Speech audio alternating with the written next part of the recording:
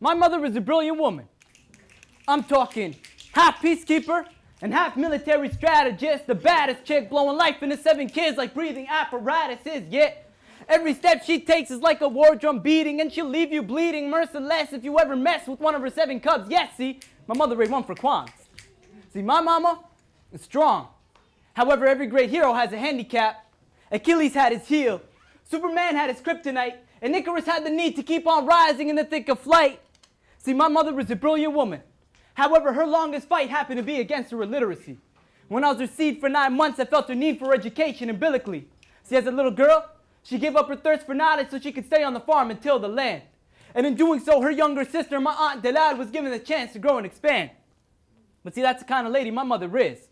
Putting her loved ones in front of her own needs, completely selfless. My mother's unique, apex and acme. My mother's the peak. My mother's an oak tree, and I am her seed. And let this poem be proof that I love her to life. My mother is brilliant, ingenuitive, even though she can never read or write. And to my mama, I'm sorry. I'm sorry I can never achieve your dream and finally seeing one of your sons receive a university degree. I love you. You who is honey.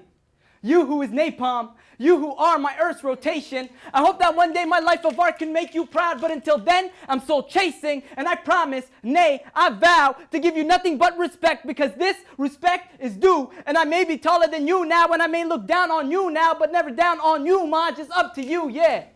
And to the audience, you gotta understand, I wrote this poem because my mother continues to inspire me on a day-to-day basis.